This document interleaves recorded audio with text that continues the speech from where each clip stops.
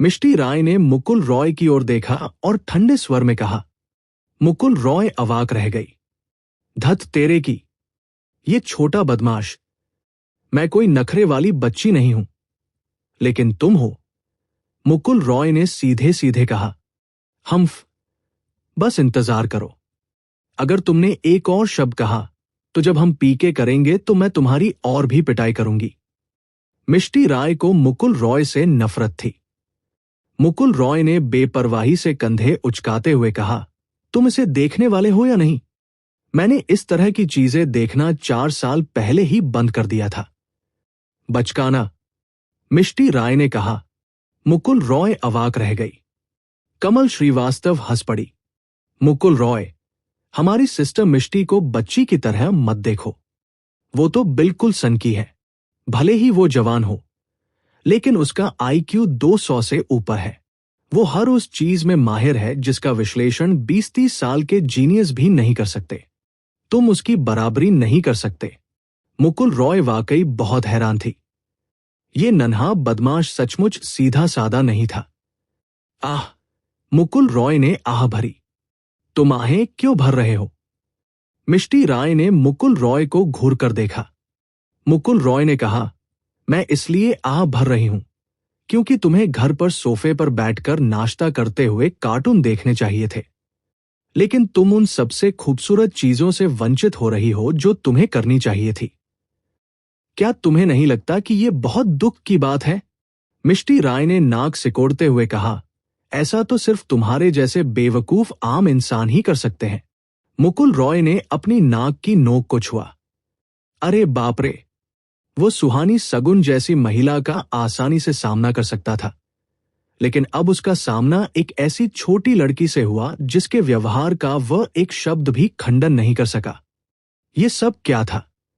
क्या वह ये कह रही थी कि उससे निपटना सुहानी सगुन से ज्यादा मुश्किल था? बिल्कुल नहीं।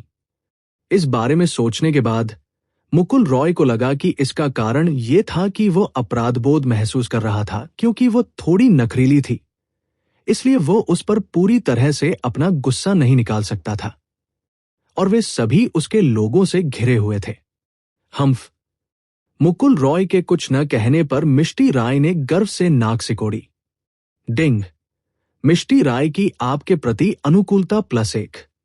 मुकुल रॉय, क्या बकवास है? अनुकूलता बढ़ाना? मुकुल रॉय स्तब्ध रह गई। जब उसकी पिटाई हुई तो उसने उसके प्रति अपना स्नेह और बढ़ा दिया। इस बारे में सोचने पर लगता है कि शायद वह उसे पिटते हुए देखकर खुश थी। स्वाभाविक रूप से वो खुश होगी और उसके प्रति उसकी अनुकूलता भी बढ़ेगी। लेकिन क्या इस तरीके का इस्तेमाल करके उसे खुश करना और उसकी कृपा प्राप्त करना सही है? वो मुकुल रॉय नहीं हो सकती। उसे थोड़ी देर इतराने दो। हमारे वापस आने तक इंतजार करो, मैं उसे सबक सिखाऊंगी। ऐसा ही हो। 30 मिनट बीत गए। 1 घंटा बीत गया। वे काफी दूरी तय कर चुके थे। मिष्टी राय का मुख्य काम लड़ना नहीं, बल्कि स्कैन करना था। यह उपकरण 3000 मीटर की दूरी तक स्कैन कर सकता था। यह सभी की सुरक्षा की गारंटी भी थी। अगर स्कैन में कोई खतरा पाया जाता तो वे आगे बढ़ने के बारे में सोचते। इस 1 घंटे में उनका सामना 50 से कम राक्षसों से नहीं हुआ, लेकिन आमतौर पर वे शक्तिशाली नहीं थे। सबसे शक्तिशाली राक्षस 7 सितारा स्पिरिट फोकस दायरे का राक्षस था, लेकिन बबलू सिंह ने उसे 2 ही चालों में मार गिराया। आखिरकार वो आर्केन बॉडी रियल्म का 4 सितारा साधक था। अजीब बात यह थी कि मुकुल रॉय भी राक्षसों को मारना चाहता था। वह भी शक्तिशाली जानवरों को मारना चाहता था। इस तरह उसे बहुत सारे अनुभव अंक मिलते, लेकिन उसे ऐसा करने का मौका नहीं मिला। आखिर वो उनसे राक्षस चुरा तो नहीं सकता था, है ना? अगर उसने ऐसा किया तो उसे खूब डांट पड़ेगी। रहने भी दो, मैं यहां डीप फ्रीज स्पिरिट क्रिस्टल्स के लिए आया हूं, खेती करने के लिए नहीं। अगर मैं ज्यादा से ज्यादा राक्षसों को न मार पाऊं तो भी कोई बात नहीं। मुकुल रॉय ने मन ही मन बुदबुदाया। कंप्यूटर स्क्रीन पर देखने के बाद मिष्टी राय ने कहा, डीप फ्रीज वैली से पहले अभी भी 1000 मीटर बाकी है। इतनी जल्दी? मुझे याद है जब हम 3 महीने पहले यहां आए थे तो डीप फ्रीज वैली तक पहुंचने में हमें कम से कम 2 घंटे लगे थे। बबलू सिंह हैरान थे। जुगल भाटी ने कहा, मैं यहां पहले कभी नहीं आया हूं, इसलिए मुझे ज्यादा जानकारी नहीं है। मिष्टी राय ने कहा, यही तो तुम नहीं जानते, मैं बस तुम्हें खबरें देखने और समझने के लिए कह रही हूं। लड़ाई सिर्फ शारीरिक बल का खेल नहीं है। मुकुल रॉय ने मिष्टी राय की बातों से सहमति जताई। मिष्टी राय ने आगे कहा, गहरी शीत घाटी की गहराई दूरी से नहीं बल्कि तापमान से निर्धारित होती है। सामान्यतः गहरी शीत घाटी को 3 क्षेत्रों में विभाजित किया जा सकता है। बाहरी क्षेत्र वह है जहां हम अभी हैं। गहरी शीत घाटी वह जगह है जहां हमें जाना है। अंतिम क्षेत्र सबसे खतरनाक भी है। इसे अत्यधिक शीत घाटी कहा जाता है। हमारी क्षमताओं के साथ वहां प्रवेश करना हमारे लिए मुश्किल है। तीनों क्षेत्रों को तापमान के आधार पर विभाजित किया गया है, लेकिन साथ ही तापमान ही खतरे का प्रतीक है। मुकुल रॉय ने कुछ देर सोचने के बाद सहमति जताई। इसका मतलब है कि तीनों क्षेत्रों में ठंड का स्तर अलग अलग है। हम डीप फ्रीज वैली की ठंड तो सहन कर सकते हैं, लेकिन डीप फ्रीज वैली की नहीं। साथ ही ठंड के स्तर में अंतर के कारण तीनों क्षेत्रों के जीव जंतु भी बहुत अलग हैं। डीप फ्रीज वैली में रहने वाले जीव जंतु बहुत शक्तिशाली होते हैं, लेकिन डीप फ्रीज वैली में रहने वाले जीव जंतु उनसे भी अधिक शक्तिशाली होते हैं। इसलिए हमें न केवल तापमान सहन करना होगा, बल्कि जानवर भी बहुत ताकतवर है। क्या यह सही है? मिष्टी राय ने सिर हिलाया और मुकुल रॉय की तरफ देखा। मुझे उम्मीद नहीं थी कि तुम इतनी समझदार हो। बेशक, मेरा IQ 290 है। अपनी बड़ाई करते रहो। मिष्टी राय ने मुकुल रॉय की बात अनसुनी करते हुए आगे कहा। इस दौरान अत्यधिक शीत क्षेत्र और गहरे शीत क्षेत्र का क्षेत्रफल धीरे धीरे बढ़ रहा है, जबकि हमारे बाहरी क्षेत्र का क्षेत्रफल घट रहा है। इससे हम गहरे शीत क्षेत्र में पहले प्रवेश करेंगे और पहले ही अधिक शक्तिशाली राक्षसी जीवों का सामना करेंगे। आकार में बढ़ना? क्यों? सभी लोग हैरान थे। मिष्टी राय कंप्यूटर पर टाइप करती रही और फिर उसने उसे घुमाकर सबको दिखाया। स्क्रीन पर 2 तुलनात्मक चित्र थे। ये डीप कोल्ड वैली का 1 साल पहले और अब का तुलनात्मक नक्शा है। सबसे हल्का रंग बाहरी क्षेत्र को दर्शाता है और सबसे गहरा नीला रंग अत्यधिक ठंडे क्षेत्र को। 1 साल में डीप कोल्ड क्षेत्र और अत्यधिक ठंडे क्षेत्र में 20% की वृद्धि हुई है। शायद 2 साल में पूरी डीप कोल्ड वैली में बाहरी क्षेत्र का अस्तित्व ही समाप्त हो जाएगा। सबसे कम तापमान डीप कोल्ड क्षेत्र में होगा और डीप कोल्ड वैली का विस्तार भी हो सकता है। जिस पहाड़ी पर हमने अपनी कार खड़ी की थी, वो तब तक बर्फ से ढकी हो सकती है। कारण के बारे में मुझे लगता है कि ऐसा इसलिए है क्योंकि यहां मौजूद किसी प्रकार का आध्यात्मिक खजाना लगातार ठंडी ऊर्जा उत्सर्जित कर रहा है, जिससे धीरे धीरे शीत क्षेत्र का क्षेत्रफल बढ़ता जाएगा। मिष्टी राय की बातें सुनकर मुकुल रॉय ने थोड़ा सा भौहें सिकोड़ी। यदि ऐसा होता तो इस बात की संभावना थी कि आध्यात्मिक खजाने में लगातार सुधार होता रहे और उसका स्तर बहुत बढ़ा चढ़ाकर बताया जाए। डीप कोल्ड वैली का क्षेत्रफल वर्तमान में 5 वर्ग किलोमीटर से अधिक है। 5 वर्ग किलोमीटर कितना बड़ा होता है? कुछ छोटे जिले आकार में केवल 20 से 30 वर्ग किलोमीटर के थे। यदि कोई आध्यात्मिक खजाना इतने बड़े क्षेत्र को बर्फ और हिम से ढके क्षेत्र में बदल सकता है और वह भी फैल रहा हो, तो यह दिखाने के लिए काफी है कि उसकी शक्ति कितनी भयानक थी। मार्शल आर्टिस्टों के लिए इतनी प्रबल शक्ति प्राप्त न कर पाना सामान्य बात थी। शक्ति प्राप्त न कर पाने की बात तो दूर, उन्हें यह भी नहीं पता था कि वह शक्ति क्या होती है।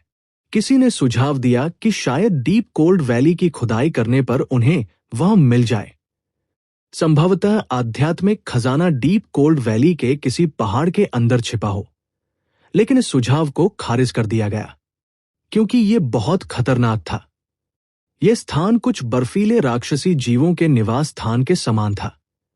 अन्य राक्षसी जीवों के क्षेत्र में कोई भी परियोजना चलाना असंभव था। ऐसा करना तो आत्महत्या के समान होता। ये तो मुश्किल है। हम पहले डीप कोल्ड वैली के आखिरी छोर तक जाने वाले थे। अब जब डीप कोल्ड वैली का विस्तार हो गया है तो हमें वहां और अधिक समय तक रुकना पड़ेगा। बबलू सिंह ने माथे पर शिकन डालते हुए कहा। मिष्टी राय ने कहा, अभी हालात काबू में हैं। मैं नक्शे पर नजर रखूंगी। अगर कोई खतरा हुआ तो हम समय रहते पीछे हट सकते हैं। आखिर 3 किलोमीटर की निगरानी सीमा है। फिलहाल डीप कोल्ड वैली के 2 किलोमीटर के दायरे में ऐसी कोई चीज नहीं है जिसे हम संभाल न सके। हमारे 2 किलोमीटर के दायरे में 33 जीव हैं। रुको, ये तो 32 है। इसमें कमी क्यों आई? क्या वे मर गए हैं? क्या राक्षसी जानवर आपस में लड़ रहे हैं और एक दूसरे को मार रहे हैं? मुकुल रॉय ने झुककर देखा। मिष्टी राय ने एक समझदार व्यक्ति की तरह भौहें चढ़ाते हुए कहा, डीप कोल्ड वैली के बारे में मेरी समझ के अनुसार यहां राक्षसी जीवों के बीच बहुत कम लड़ाइयां होती हैं। वे यहां इसलिए हैं क्योंकि वे अपने ही क्षेत्र में रह रहे हैं। एक और संभावना यह है कि हमारे सामने कुछ अन्य मार्शल आर्टिस्ट भी हों। ये तो अच्छी बात है। वे असल में खतरे को दूर करने में हमारी मदद कर रहे हैं, जुगल भाटी ने कहा। नहीं, मिष्टी राय ने आगे देखते हुए कहा, हो सकता है उनका लक्ष्य भी हमारे जैसा ही हो। अगर ऐसा है तो हमें क्या करना चाहिए? उसने सबकी तरफ देखकर पूछा। बबलू सिंह ने अपनी तलवार लहराते हुए कहा, बात सीधी सी है। अगर हम उन्हें हरा देते हैं तो फिर हम देखेंगे कि इसे पहले कौन हासिल करता है। अगर हम इसे पहले हासिल कर लेते हैं तो वे हमसे लड़ने की हिम्मत नहीं करेंगे। अगर हम उन्हें नहीं हरा पाते तो हमें हार माननी पड़ेगी। ऐसी जगह पर अगर आप सब मर भी जाएं, तो जब तक खबर लीक नहीं होती किसी को पता नहीं चलेगा कि आपकी मौत कैसे हुई। क्या आपको किसी राक्षसी जीव ने मारा या किसी और ने? अगर आपकी मौत किसी और के हाथों हुई तो आपको किसने मारा? किसी को पता नहीं चलेगा। इसी वजह से मार्शल आर्टिस्ट राक्षसी जानवरों के इलाके से डरते थे। यहां कोई कानून नहीं था। मार्शल आर्टिस्टों पर कोई रोक नहीं लगा सकता था। बाहर हर कोई आजाद था। अगर तुमने किसी को मार डाला तो किसी को पता भी नहीं चलेगा। इसलिए हत्या और लूटपाट आम बात थी। हां, हम जाकर देख सकते हैं। अंकल बबलू 4 सितारा आर्केन बॉडी लेवल के साधक हैं। भाई जुगल 3 सितारा आर्केन बॉडी लेवल के साधक हैं और मैं 9 सितारा आर्केन बॉडी लेवल का साधक हूं। ये टीम कमजोर नहीं है। हम अंदर जाकर देख सकते हैं। मुझे बस इस बात की चिंता है कि कहीं वे दुष्ट दानवों के समूह से तो नहीं है। इविल फियन हॉल एक मानवीय संगठन था। मार्शल आर्टिस्टों को मारने से डिवाइन सबसिस्टम का अनुभव भी बढ़ सकता था। यह संगठन मारने के लिए ही बना था।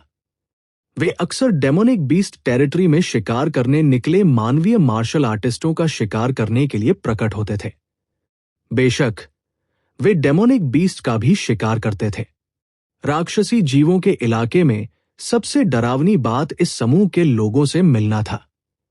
सबसे अहम बात यह थी कि आपको यह भी नहीं पता था कि आपके सामने खड़ा व्यक्ति एक सामान्य मार्शल आर्टिस्ट है या एविल फियन हॉल का सदस्य है। फिर वे सभी सावधानीपूर्वक आगे बढ़े। अगर वे सचमुच एविल फियन हॉल से थे तो वे बड़े खतरे में थे। एविल फियन हॉल के लोगों से बाहर मिलना आसान नहीं था, खासकर तब जब वे 20 किलोमीटर से अधिक दूर थे। एविल फियन हॉल के सदस्य हर जगह थे। शायद उनके आसपास अक्सर दिखने वाले लोग एविल फियन हॉल के सदस्य ही थे, क्योंकि यह पता लगाना असंभव था कि वे एविल फियन हॉल से थे या नहीं। क्योंकि उनके आगे लोगों का एक समूह था और वे उनसे ज्यादा दूर नहीं थे, इसलिए रास्ते में उन्हें ज्यादा जानवर नहीं मिले। उन्हें केवल वही जानवर मिले जो उनके गुजर जाने के बाद दिखाई दिए। उन्होंने पहले के सभी जानवरों को हटा दिया था। शायद 1 घंटे बाद ये जगह फिर से जानवरों से भर जाएगी। वैसे आप लोग डीप कोल्ड वैली क्यों आए हैं? मुकुल रॉय ने पूछा। बबलू सिंह ने उत्तर दिया, गहरी शीत घाटी की गहराई में, जिसे गहरा शीत क्षेत्र भी कहा जाता है, एक खदान है। 3 साल पहले भाड़े के सैनिकों के एक समूह ने इस खदान में प्रवेश किया था क्योंकि उन्हें जमीन के नीचे कुछ बेहद ठंडा पदार्थ मिला था। वे उसका कुछ हिस्सा वापस ले आए और ये पहली बार था जब उन्हें ये पदार्थ मिला था। हमने इसे बर्फ का स्रोत नाम दिया, लेकिन इसे प्राप्त करने के बाद हमने पाया कि इसमें केवल अत्यधिक ठंड की शक्ति थी। हालांकि हमें इसका कोई उपयोग नहीं सूझा, इसलिए अब तक कोई भी इसकी खोज में वापस नहीं आया। कुछ देर रुकने के बाद बबलू सिंह ने आगे कहा, कल आर्यनगढ़ शहर में एक रहस्यमय व्यक्ति ने बर्फ के स्रोत को खोजने का मिशन जारी किया। मिशन का इनाम बहुत ज्यादा था, इसलिए हमने ये मिशन स्वीकार कर लिया। हालांकि इससे पहले कुछ अन्य भाड़े के गिरोहों ने भी यह मिशन ले लिया था। मिशन जारी करने वाले व्यक्ति ने कहा कि चाहे कितनी भी कीमत हो, वह इसे खरीद लेगा। हमें नहीं पता कि खदान में कितने बर्फ के स्रोत हैं, इसलिए हमें डर है कि कहीं दूसरे लोग हमसे पहले इसे हासिल न कर लें। यही कारण है कि मुझे लगता है कि 99% संभावना है कि हमारे सामने वाले लोग भी भाड़े के गिरोह ही हैं। तो बात कुछ ऐसी है। मिष्टी राय ने हल्के से सिर हिलाया और सभी से कहा, डीप कोल्ड वैली में आने वाले लोग मुख्य रूप से 2 काम करते हैं। पहला, खजाने की खोज करना, जैसे कि इस जगह को डीप कोल्ड वैली का खजाना बनाना।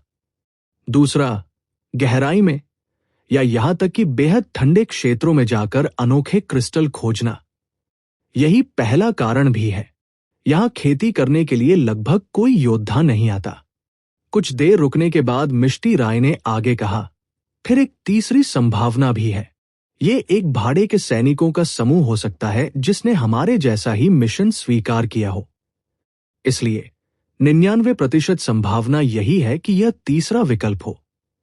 लेकिन मैं कहना चाहती हूं कि राक्षसी जीवों के अलावा सबसे बड़ी चिंता की बात दुष्ट दानव मंदिर है। इसलिए हम अपनी सतर्कता कम नहीं कर सकते। हम उनसे जरूर मिलेंगे। जब वह समय आएगा तो मुझे उम्मीद है कि सभी सतर्क रहेंगे और उनकी हर हरकत पर ध्यान देंगे। उनकी आंखों में दिखने वाली अजीब सी चमक भी इस बात का सबूत हो सकती है कि वे दुष्ट दानव मंदिर से हैं। जब तक हम सतर्क रहेंगे, सामान्य परिस्थितियों में हमें डरने की कोई जरूरत नहीं है, बशर्ते कि दूसरा पक्ष अपने गुप्त हमले में सफल न हो जाए। ठीक है। उसके बाद वे अत्यधिक ठंडे क्षेत्र की ओर चल पड़े। 5 मिनट बाद भीषण ठंड का इलाका 50 मीटर आगे था। उपकरण के अनुसार लोगों का समूह भीषण ठंड के इलाके में प्रवेश कर चुका था। जमीन पर कई राक्षसी जानवरों के शव पड़े थे। रहस्यमय क्रिस्टल दानव। इस रहस्यमय क्रिस्टल दानव में शायद 4 सितारा जादुई शरीर स्तर के साधक जितनी शक्ति है, ये हमसे भी अधिक शक्तिशाली हो सकता है। राक्षसी दानव के शव को देखकर बबलू सिंह ने भौहें चढ़ा ली। जुगल भाटी ने चिढ़कर कहा, ये तो सिर्फ 4 सितारा जादुई शरीर स्तर के साधक हैं। मैं तो 3 सितारा जादुई शरीर स्तर का साधक हूं। इस रहस्यमय क्रिस्टल दानव को मारने के बाद शायद इन्हें चोट लग गई होगी। बबलू सिंह ने कुछ देर सोचा। यह संभव है, लेकिन हमें अभी भी सावधानी बरतनी होगी। चलिए सब लोग आगे बढ़ते हैं। यही उनका तरीका था। लगभग हर भाड़े के सैनिकों का समूह ऐसा ही होता था। आखिर उनका काम बहुत खतरनाक था। इनाम भले ही बहुत ज्यादा हो, लेकिन अगर वे सावधान नहीं रहते तो अपनी जान गंवा बैठते। अत्यधिक ठंडे क्षेत्र में प्रवेश करने के बाद मिष्टी राय ने मुकुल रॉय की ओर देखा और पूछा, क्या तुम्हें ठंड नहीं लग रही? क्योंकि उन सभी ने मोटे कपड़े पहने थे, लेकिन मुकुल रॉय ने नहीं। मुझे ठंड नहीं लग रही है, मुकुल रॉय ने सीधे सीधे कहा। थोड़ी ठंड थी, लेकिन इससे कोई फर्क नहीं पड़ा। लेकिन अत्यधिक ठंडे क्षेत्र में रहना थोड़ा असहनीय हो सकता है। छी, दिखावा करते रहो। मिष्टी राय को उसकी बात पर यकीन नहीं हुआ, लेकिन मुकुल रॉय को देखकर तो ऐसा बिल्कुल नहीं लग रहा था कि उसे ठंड लग रही है। क्या ऐसा हो सकता है कि उसकी साधना का स्तर कम न हो? क्योंकि अत्यधिक ठंडे क्षेत्र में कम से कम 5 सितारा स्पिरिट कंडेंसेशन क्षेत्र के साधक का भार सहन किया जा सकता है। वो 5 सितारा स्पिरिट कंडेंसेशन क्षेत्र का साधक प्रतीत होता था। बबलू सिंह और जुगल भाटी ने मोटे कपड़े नहीं पहने थे क्योंकि उन्हें उनकी जरूरत नहीं थी। अगर वे उन्हें पहनते तो इससे उनकी गतिविधियों में बाधा आती। सुहानी मियाओ, क्या तुम सिर्फ मेरे बारे में चिंतित थी? मुकुल रॉय ने मिष्टी राय पर मुस्कुराते हुए कहा, जो एक छोटी वयस्क की तरह व्यवहार कर रही थी। छी, ज्यादा मत सोचो। मुझे बस इस बात की चिंता थी कि अगर तुम यहीं खंड से ठिठुरते रहे तो हम पर बोझ बन जाओगे। मिष्टी राय बिल्कुल भी विनम्र नहीं थी। तो अगर सच में मुझे कुछ हो जाए तो क्या तुम मुझे बाहर ले जाओगे? मिष्टी राय ने उग्र स्वर में कहा, मैं तुम्हें बर्फ में दफना दूंगी। 1000 साल बाद भी तुम ताजा रहोगे। मुकुल रॉय, डिंग। मिष्टी राय की आपके प्रति अनुकूलता +5। अनुकूलता में फिर से वृद्धि देखकर मुकुल रॉय मन ही मन मुस्कुराए बिना नहीं रह सका। आखिरकार वह एक छोटी बच्ची ही तो थी। जब वो उसका अपमान नहीं करता था तो उसे गर्व और खुशी महसूस होती थी। ऐसे में उसके मन में उसके प्रति सकारात्मक भावना होना स्वाभाविक था। मुकुल रॉय ने कंधे उचका दिए। भले ही वो खुश नहीं था, लेकिन उसकी लोकप्रियता बढ़ाना कोई नुकसान की बात नहीं थी। वह इसे जल्द से जल्द सकारात्मक स्तर पर लाने की कोशिश करेगा। कृपया मुझे डीप कोल्ड स्पिरिट क्रिस्टल ढूंढने में मदद करें, मुकुल रॉय ने सभी से कहा। जुगल भाटी ने कहा, यहां इसके बारे में मत सोचो।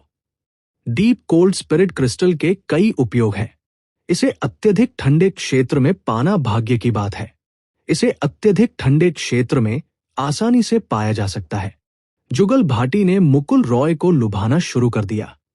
वह उसे छल से अत्यधिक ठंडे क्षेत्र में ले जाना चाहता था। उसे विश्वास नहीं था कि मुकुल रॉय इतने ठंडे क्षेत्र में जीवित रह पाएगा। अत्यधिक ठंडे क्षेत्र में, तब मुझे इसके बारे में सोचना पड़ेगा। पहले तापमान की जांच कर लेते हैं। सुहानी सगुन का मतलब था कि उसे बस इसे खोजने के लिए अत्यधिक ठंडे क्षेत्र में जाना होगा। अगर वह इसे पा लेता है तो अच्छा होगा। अगर वह इसे नहीं पाता है तो जबरदस्ती करने की कोई जरूरत नहीं है। हालांकि उसे अत्यधिक ठंडे क्षेत्र में प्रवेश नहीं करना चाहिए। मुकुल रॉय अपनी क्षमताओं का आकलन अवश्य करेगा। उसके पास जीवन बचाने का कोई तरीका नहीं था। अगर उसकी मृत्यु हो जाती तो वह मर जाता। वह मरना नहीं चाहता था। हम इसे ढूंढने में आपकी मदद करेंगे, बबलू सिंह ने कहा। धन्यवाद भाई बबलू, लेकिन आपको भुगतान करना होगा, मिष्टी राय ने आगे कहा। क्या मैं खुद को तुम्हें सौंप सकती हूं? मुकुल रॉय ने मिष्टी राय की ओर देखा। जरूर, मैं तुम्हें काटकर तुम्हें ही बेच दूंगा। मुकुल रॉय, डिंग। मिष्टी राय की आपके प्रति अनुकूलता +3। मुकुल रॉय के पराजित चेहरे को देखकर मिष्टी राय को अचानक बहुत खुशी हुई। मुकुल रॉय ने एक लंबी आह भरी। हे भगवान, क्या ये अभी भी वही था?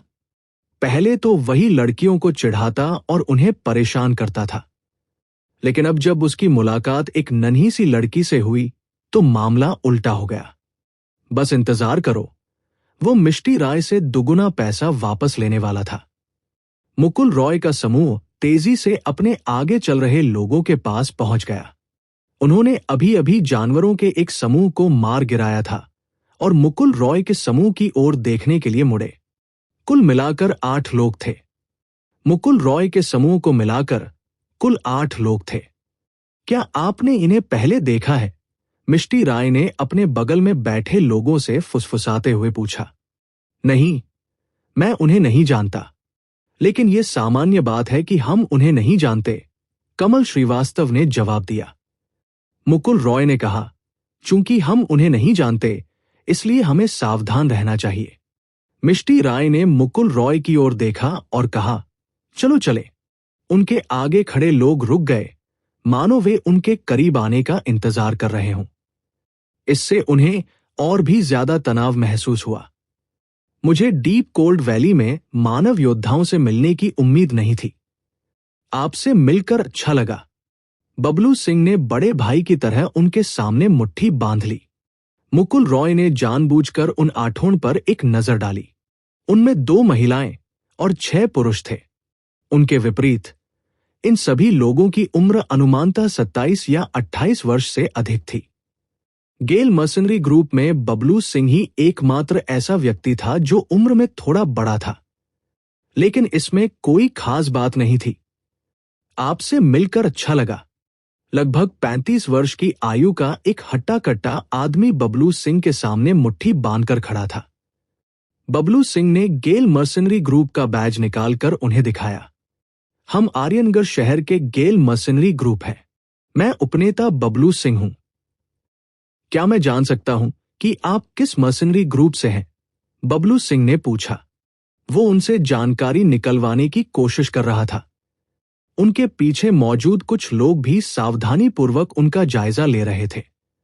उस हट्टे-कट्टे आदमी ने कहा, शैतान जाटव, खूंखार भाड़े के सैनिकों के समूह का नेता। आपसे मिलकर खुशी हुई। उसने भाड़े के सैनिकों के समूह का बैज निकाला। ये देखकर सबने राहत की सांस ली। भाड़े के सैनिकों के समूह का बैज मिलने से यह साबित हो गया कि वे दुष्ट राक्षस मंदिर के सदस्य नहीं थे, लेकिन वे इस संभावना को पूरी तरह से नकार नहीं सकते थे कि दुष्ट राक्षस मंदिर के सदस्यों ने भाड़े के सैनिकों का कोई समूह पंजीकृत कराया हो। हालांकि इसकी संभावना इतनी कम थी कि इसे लगभग नगण्य माना जा सकता था। आप डीप कोल्ड वैली क्यों आए हैं? शैतान जाटव दिल खोलकर हंसे।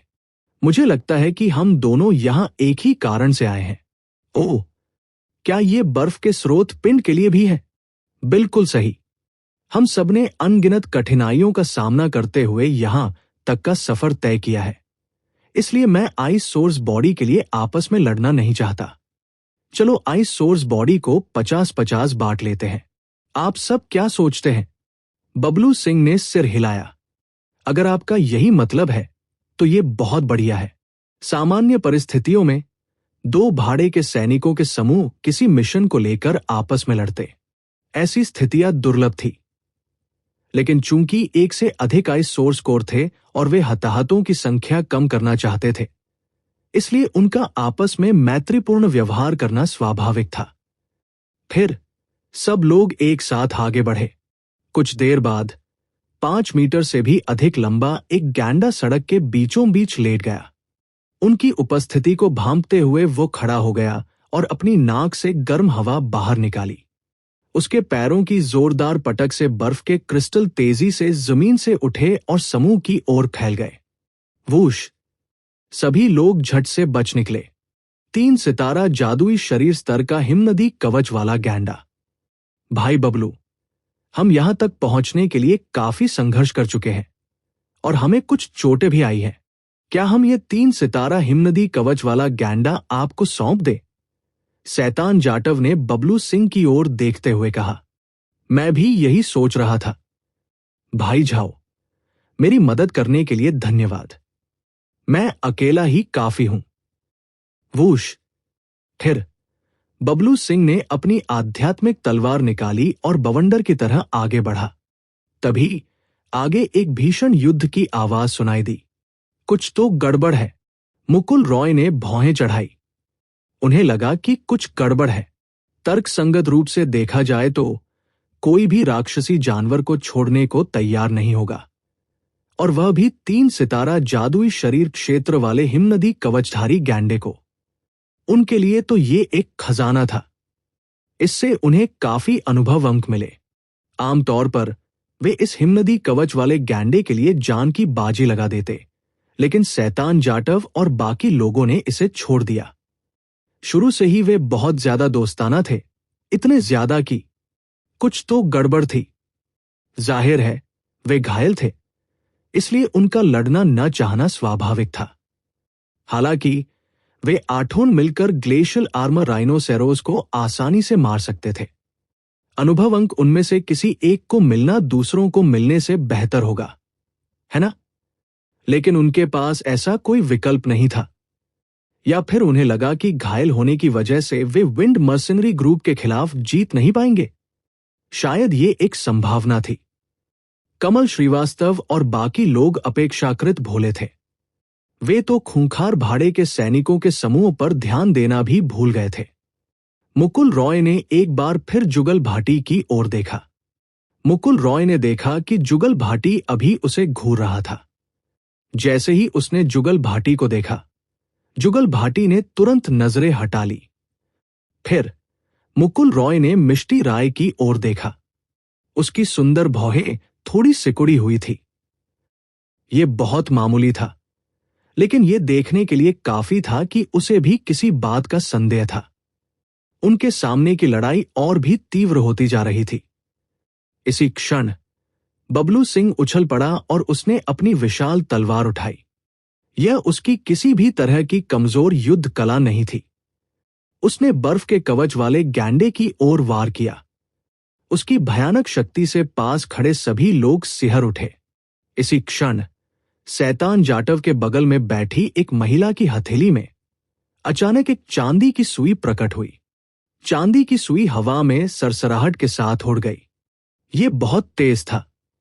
हालांकि मुकुल रॉय उन पर ध्यान दे रही थी, लेकिन संयोगवश शैतान जाटव ने महिला के शरीर का आधा हिस्सा रोक लिया।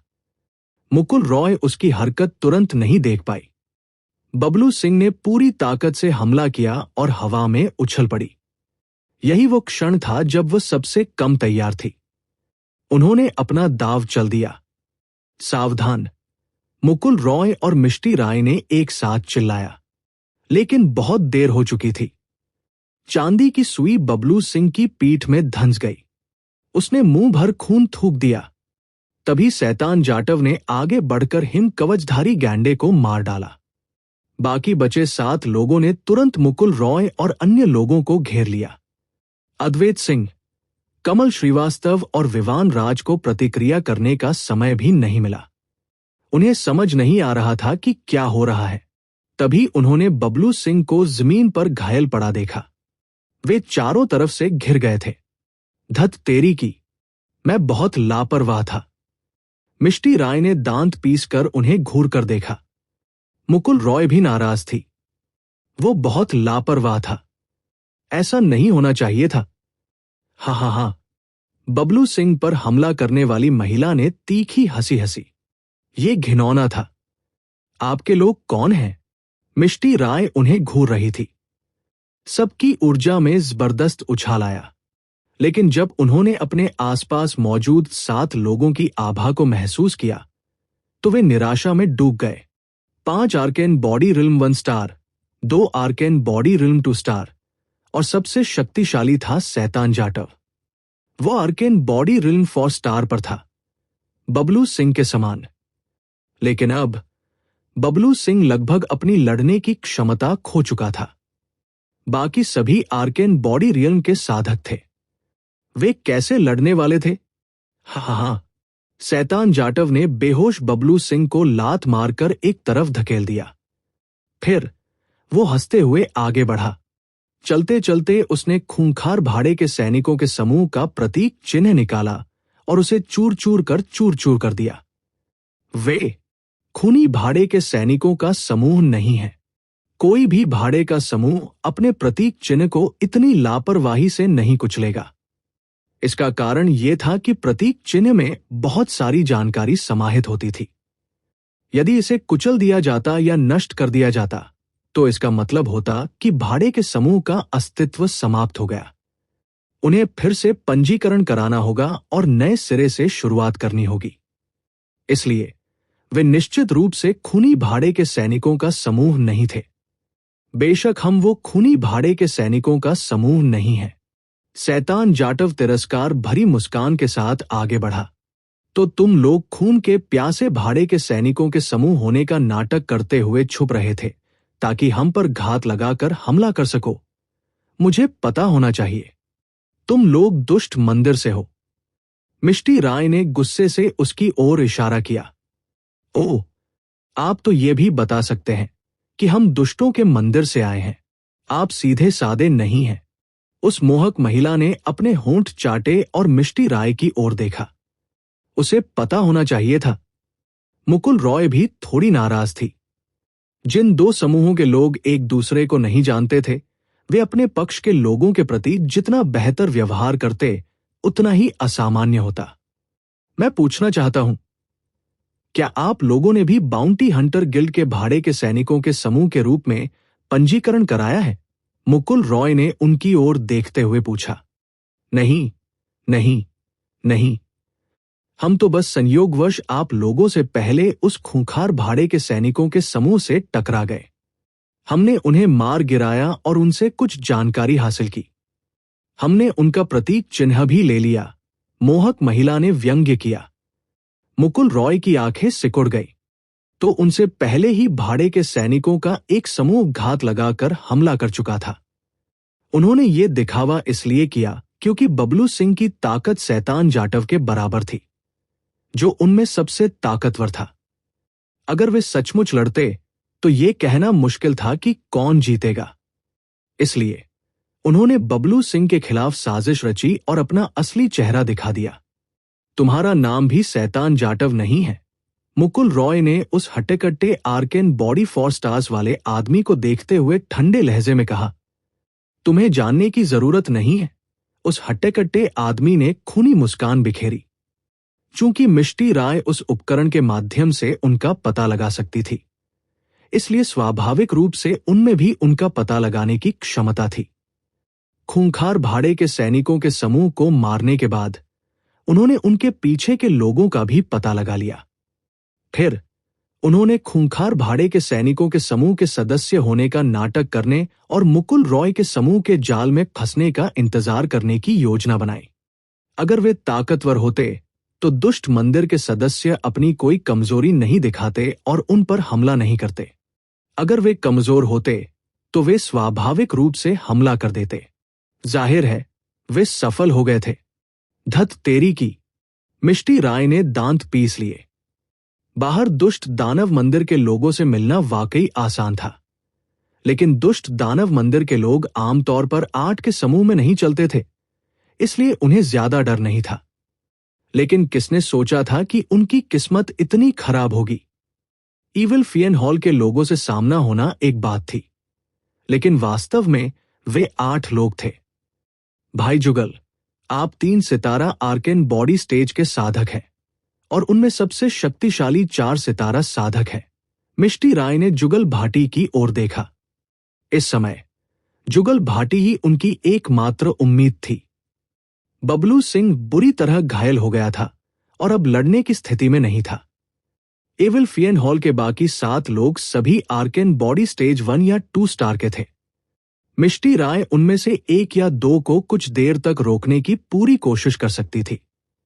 अगर जुगल भाटी ने असाधारण प्रदर्शन करते हुए 4 star arcane body stage 4 star को हरा दिया, तो वो बाकी बचे आर्केन बॉडी स्टेज 4 स्टार को आसानी से मार सकता था। शायद वे भी बच निकले। इस समय जुगल भाटी के होंठ ऊपर की ओर मुड़ गए। सबकी निगाहों के सामने वो अकड़ते हुए एविल फियन हॉल के सदस्यों की ओर बढ़ा। सबकी आंखें सिकुड़ गई। क्या हो रहा था? तो तुम दुष्ट राक्षसों के हॉल से हो। मुकुल रॉय को होश आया और उसने गुस्से भरी निगाहों से जुगल भाटी को घूर कर देखा। क्या? सभी लोग जुगल भाटी को हैरानी और अविश्वास भरी नजरों से देख रहे थे। तुम शुरू से ही दुष्ट दानव मंडल के साथ मिलकर हम पर हमला करने की योजना बना रहे थे, है ना? मुकुल रॉय ने उसकी ओर देखा। हा। जुगल भाटी हंसा और गुस्से भरी नजरों से मुकुल रॉय को घूरते हुए बोला, नहीं, नहीं, नहीं। मुझे नहीं पता था कि यहां दुष्ट आत्मा के समूह के लोग हैं। मैं तो बस यही सोच रहा था कि तुम्हें कैसे मारूं। हां, अगर किसी को दोष देना है तो अपनी बदकिस्मती को दोष दो। बस संयोग से तुम्हारी मुलाकात दुष्ट आत्मा के समूह के इन लोगों से हो गई। मुकुल रॉय, मेरी औरत को छीनने के लिए तुम्हारी मौत तय है। ईविल फियन हॉल की सबसे डरावनी बात यही थी। आपको कभी पता नहीं चलता था कि आपके बगल वाला व्यक्ति ईविल फियन हॉल से है या नहीं, लेकिन वह सचमुच ऐसा ही था। आगोर, मैं मुकुल रॉय को खुद मार डालूंगा। बाकी का काम तुम लोग संभालो। जुगल भाटी ने उस हट्टे-कट्टे आदमी की ओर देखते हुए कहा। बढ़िया, तुम लोग इस नन्ही लोली को चोट मत पहुंचाओ। मुझे इस तरह की चीजें पसंद हैं। आगोर राज ने मिष्टी राय की तरफ देखा और अपने होंठ चाटे। समझ गया, समझ गया। धिक्कार है उस लोलिकन पर। मोहक महिला हंस पड़ी। स्विफ्ट विंड मर्सिनरीज निराशा से भर गए थे। दुष्ट दानव मंडली के लोगों से मिलना एक बात थी, लेकिन उन्हें यह उम्मीद नहीं थी कि जुगल भाटी भी उसी दुष्ट दानव मंडली से होगा। इस बार उनके बचने की कोई उम्मीद नहीं थी। जाना, वूश वूश वूश। आकृतियां उनकी ओर तेजी से बढ़ी। ध्यान से, लड़ाई शुरू होने ही वाली थी। मुकुल रॉय अपने सामने खड़ी एक महिला की ओर दौड़ा। जब उनके मुक्के टकराए तो वह तेजी से पीछे हट गया और लड़खड़ाते हुए दर्जनों कदम चला, तब जाकर रुका। ये एक विशाल क्षेत्र का अंतर था। कमल श्रीवास्तव और अन्य लोग पल भर में बुरी तरह घायल हो गए। हवा की वाणी का मंत्र। मिष्टी राय ने अपनी सारी शक्ति का प्रयोग किया और एक भयानक हवा के झोंके ने उन्हें घेर लिया, जिससे वे बाहरी दुनिया से अलग थलग पड़ गए। मैं वायु प्रकार का हूं। मैं इसे कुछ देर के लिए रोक सकता हूं। तुम लोग जितनी तेजी से भाग सकते हो भागो। हम सब यहां नहीं मर सकते। मिष्टी राय ने मुकुल रॉय और अन्य लोगों से कहा। खांसी खांसी। कमल श्रीवास्तव, अद्वैत सिंह और बाकी सबने मुंह से खून थूक दिया। फिर कमल श्रीवास्तव ने मुकुल रॉय की तरफ देखकर कहा, मुकुल रॉय, बड़ी बहन मिष्टी, हम उन्हें रोकेंगे। बड़ी बहन मिष्टी हवा के प्रकार की पोकेमोन है और बहुत तेज है। हो सकता है वो तुम्हें बाहर निकाल सके जब हवा शांत हो जाए। बड़ी बहन मिष्टी, तुम मुकुल रॉय को लेकर भाग जाना। नहीं, तुम लोग भागो, मिष्टी राय ने दांत पीसते हुए कहा। कमल श्रीवास्तव ने कड़वाहट से हंसते हुए कहा, बड़ी सिस्टर मिष्टी, हम सब घायल हैं। हम भाग नहीं सकते, लेकिन कुछ सेकंड के लिए उन्हें रोक सकते हैं। आप और मुकुल रॉय भागो। जैसे ही आप कार तक पहुंच जाओगे, आप बच निकलोगे। संकोच मत करो। बड़ी बहन मिष्टी, हवा को भगाओ। कमल श्रीवास्तव और अन्य लोग उठ खड़े हुए और अपनी पूरी शक्ति लगा दी। मौत तक लड़ने के लिए तैयार हो गए। मिष्टी राय की खूबसूरत आंखें लाल हो गई। शायद मेरे पास कोई तरीका है। अब तक चुप रही मुकुल रॉय अचानक बोलने लगी। क्या सचमुच कोई तरीका है? मिष्टी राय ने मुकुल रॉय की तरफ देखा, लेकिन उसे यकीन नहीं हुआ। ऐसी विकट परिस्थिति में अगर उनके पास कोई उपाय होता भी, तो वे उसका इस्तेमाल करने में सक्षम नहीं थे। मुकुल रॉय ने गहरी सांस ली। उनका स्तर बहुत ऊंचा है, खासकर उनमें से एक 4 सितारा जादुई शरीर का अभ्यासी है। भले ही आप वायु प्रकार के अभ्यासी हो, आप बच नहीं पाएंगे। मिष्टी राय भी ये जानती थी। कमल श्रीवास्तव का मतलब था कि एक मौका था। उसके बाद मुकुल रॉय ने अपने मुंह के कोने से मुक्कों की टक्कर से निकले खून को पोंछा और कहा, बाकी मैं कर लूंगा। जहां तक इसके कारगर होने या न होने की बात है, मुझे नहीं पता। अगर ये कारगर हुआ तो हम बच जाएंगे, अगर नहीं हुआ तो हम साथ मर जाएंगे। अब वे हताश हो चुके थे। तथाकथित समाधान भी बाल बाल बचने जैसा ही था, यानी दूसरों की मौत का इस्तेमाल करके उन्हें कुछ सेकंड के लिए रोकना और इस दौरान मिष्टी राय का वायु तत्व का उपयोग करके भाग निकलना। शायद वह भाग पाती, लेकिन फिर भी ये लगभग असंभव था। लेकिन मुकुल रॉय ने कहा कि उसके पास एक उपाय है। क्या आपके पास सचमुच कोई तरीका है? मुकुल रॉय को नहीं पता था कि वह ऐसा कर पाएगा या नहीं। वह भी हताश था, लेकिन यही उनका आखिरी उपाय होना चाहिए। अगर हम साथ मरते हैं तो मैं तुम्हारे साथ पाताल लोक के रास्ते पर चलूंगा। क्या तुम खुश रहोगे? हरामी, ऐसे समय में आप ऐसी बात कैसे कह सकते हैं? मिष्टी राय इतनी चिंतित थी कि उसकी आंखों से आंसू बहने लगे। मुकुल रॉय ने कंधे उचकाए। फिर उसकी नजरें केंद्रित हुई और उसने कहा, अब ज्यादा आध्यात्मिक ऊर्जा नहीं बची है। चलो इस तूफान को शांत करते हैं। मुकुल रॉय ने मिष्टी राय से कहा। अगर तूफान थम नहीं जाता तो वे कुछ और पल जी सकते थे। अगर वह थम जाता तो इसका मतलब था कि सबकी एकमात्र उम्मीद मुकुल रॉय पर टिकी थी। मिष्टी राय एक पल के लिए हिचकिचाई। उसने इस बारे में सोचा, भले ही वो ऊर्जा को बिखेर न दे, फिर भी वे कुछ ही सेकंड में मर जाएंगे। क्यों न अपनी आखिरी उम्मीद मुकुल रॉय पर टिका दी जाए। हालांकि उसे अब भी लग रहा था कि कोई उम्मीद नहीं है। तूफान थम गया और मुकुल रॉय ने ऊर्जा की एक लहर छोड़ी। अब और टिके नहीं रह सकते, तो फिर नरक में जाओ। आगोर राज और अन्य लोगों ने उपहास उड़ाते हुए उन पर हमला करने के लिए एक शक्तिशाली बल छोड़ा। जुगल भाटी ने अपनी तलवार से मुकुल रॉय पर वार किया। डिंग। समय की शक्ति को मुक्त करें। समय विशेषता के प्रभाव को चुने। समय रुक गया। डिंग। प्रभाव की तीव्रता चुने। सारी आध्यात्मिक ऊर्जा का उपभोग करो। डिंग। प्रभाव लक्ष्य चुने। डिंग। प्रभाव लक्ष्य चयनित। समय विशेषता जारी। वूश। फिर अचानक मुकुल रॉय के शरीर से एक भयानक शक्ति निकली। उन पर होने वाले हमले, यहां तक कि उनकी आकृति और हरकतें भी, सब कुछ थम गया।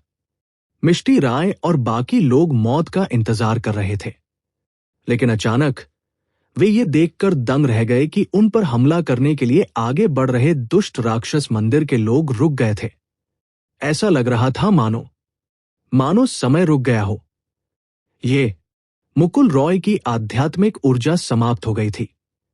वह आधा घुटने टेककर जमीन पर बैठ गया और जल्दी से चिल्लाया, तुम क्या कर रहे हो? चलो अब इन्हें मार डालते हैं। आह! ओह! ओह! सभी होश में आए और आध्यात्मिक हथियार हाथ में लेकर दुश्मनों की ओर दौड़ पड़े। उनके हथियार उठते ही उन्होंने समय रहते अपने विरोधियों को रोक दिया। वे वध के लिए तैयार मेमनों की तरह थे।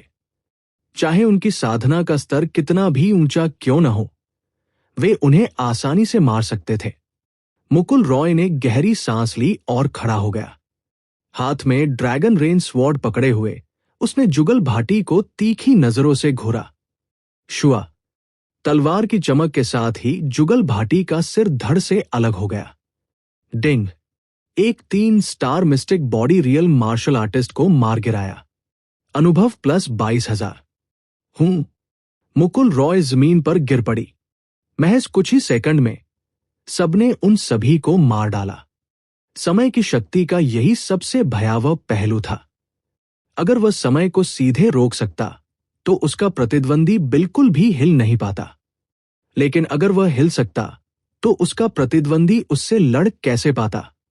शुरुआत में मुकुल रॉय को चिंता थी कि अपनी वर्तमान शक्ति के साथ वह समय की विशेषता को जारी करके अपने प्रतिद्वंदी के समय को पूरी तरह से स्थिर करने में सक्षम नहीं हो सकता है।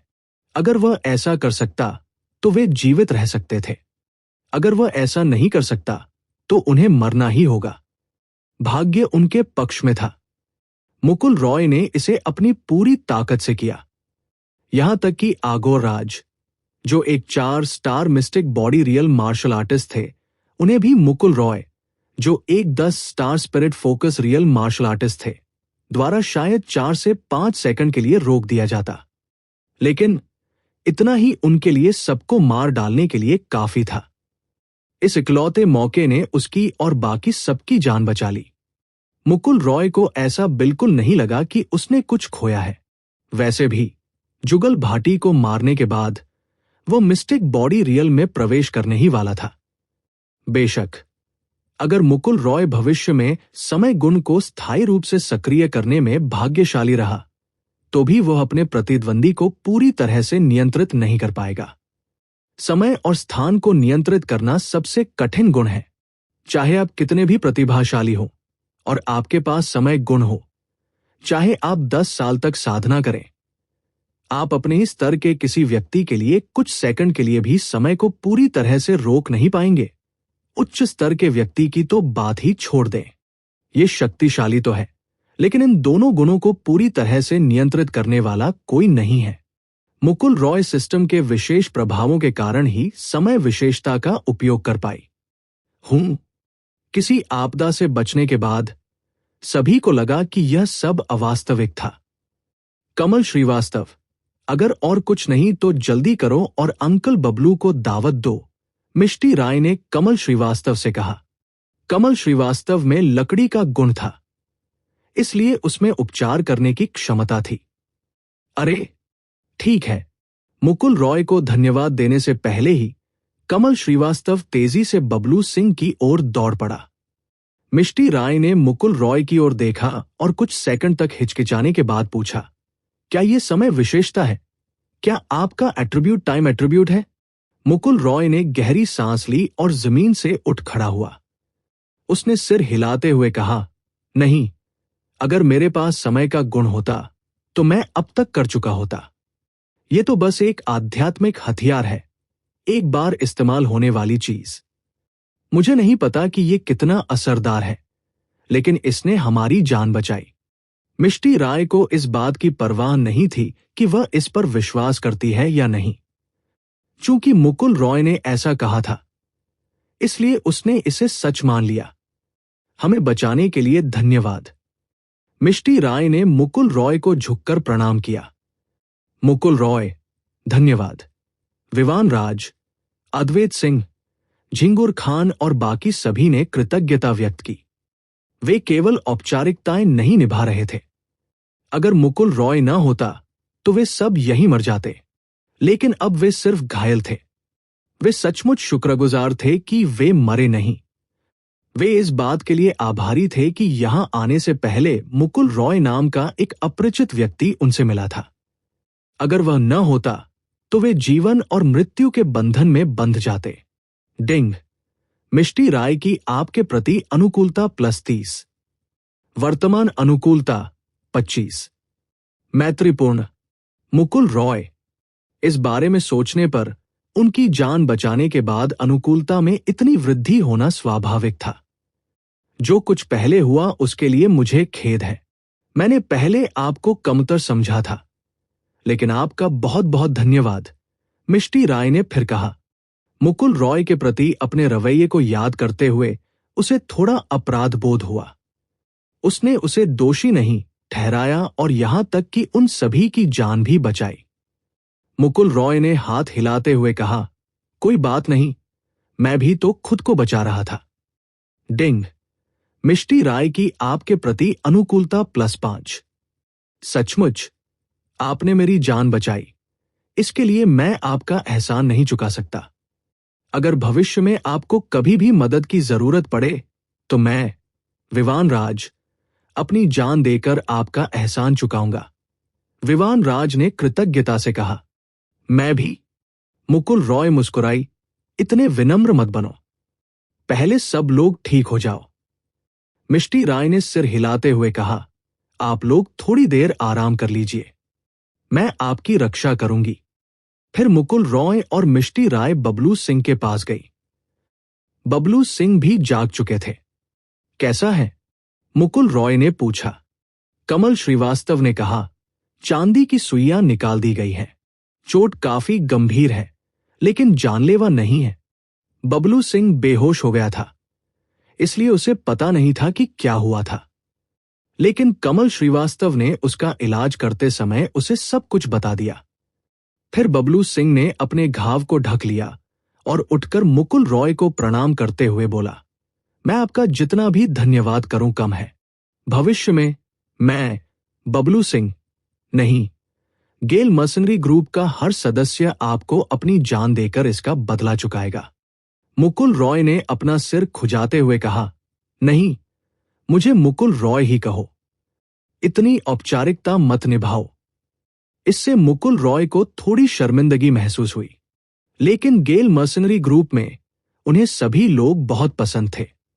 जुगल भाटी को छोड़कर बाकी सभी ईमानदार थे। जब सब लोग आराम कर रहे थे, तब मुकुल रॉय और मिष्टी राय एक तरफ बैठकर बातें कर रही थी। मैंने अभी तुम्हारी शक्ति का अनुभव किया। तुम स्पिरिट फोकस दायरे के 9 या 10 सितारों पर होगे, है ना? मिष्टी राय ने मुकुल रॉय की ओर देखा। मुकुल रॉय ने उस लड़की को मुक्का मार दिया। उस समय वो खुद को रोक नहीं पाया होगा, है ना? उसने तो अपनी दोगुनी ताकत से उस मुक्के का जवाब भी दे दिया, लेकिन फिर भी वो उसे हरा नहीं सका। आखिरकार वो लड़की जादुई शरीर स्तर के 2 सितारों पर थी, जबकि मुकुल रॉय आध्यात्मिक एकाग्रता स्तर के 10 सितारों पर थी। हालांकि ये केवल 2 स्तरों का अंतर था, लेकिन ये पूरे एक स्तर का अंतर था। ये अंतर बहुत बड़ा था। सामान्य परिस्थितियों में यदि मुकुल रॉय अपनी शक्ति को दोगुना कर भी ले, तो उससे 2 स्टार अधिक शक्ति वाला प्रतिद्वंदी भी शायद उसे शक्ति के मामले में हरा न पाए। लेकिन ये अंतर बहुत बड़ा था। मुकुल रॉय ने कंधे उचकाते हुए लापरवाही से कहा, हाँ, तो क्या तुम अब भी मेरे साथ पार्क में जाओगे? हम्फ। मिष्टी राय ने नाक सिकोड़ते हुए कहा, मैं अपनी बात से मुकरने वाली नहीं हूं। तो क्या हुआ अगर तुम स्पिरिट फोकस दायरे के 10 सितारों पर हो? क्योंकि मैं अभी अभी 10 स्टार पर पहुंचा हूं। मैं 9 स्टार पर होते हुए भी 10 स्टार को आसानी से पार कर सकता हूं। 10 स्टार तो दूर की बात है। मुकुल रॉय, ये मिष्टी राय काफी ताकतवर थी। कई लोग 9 सितारा से 10 सितारा तक आसानी से हरा सकते थे।